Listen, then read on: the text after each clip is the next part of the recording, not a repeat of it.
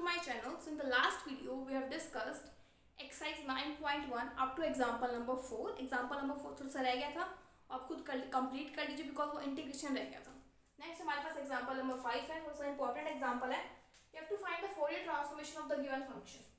तो देखिए Fourier transformation of the function f of x is defined as 0 से infinity e की power minus eta sx f of x dx.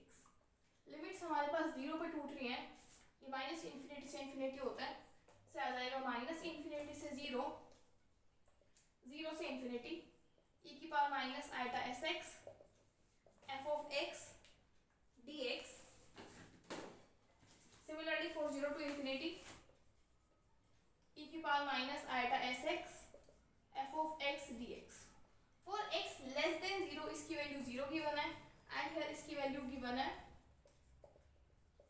x e की power minus x, that is 0 से infinity x e की power minus of 1 plus eta s into x dx. Integrate करेंगे by parts. First function as it is integration of second upon minus of 1 plus eta s minus derivative of first is 1, integration of second so 1 plus eta s into x upon 1 plus eta s का whole square. Limits हमारे पास आएंगी 0 से infinity. देखिए अगर हम बात करें इंफिनिटी लिमिट पे, इंफिनिटी लिमिट पे इस फंक्शन की क्या वैल्यू होगी. Limit x tends to infinity x e की power minus 1 plus eta s. इसकी मैं आपको वैल्यू बता देती हूँ क्या होगी. वैसे तो 0 होगी लेकिन शो करते हैं प्रॉपर. आ जाएगा limit x tends to infinity x e upon 1 plus eta s x, that is limit x tends to infinity x upon e की पावर x e की power eta sx. Further we can write limit x tends to infinity x upon e की power x cos sx plus eta sin sx.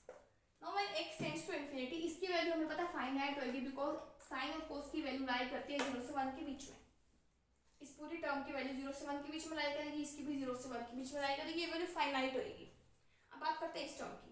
Infinity को tend करें, infinity upon infinity form बन रही है. So L hospital rule लगाते हैं. Using L hospital rule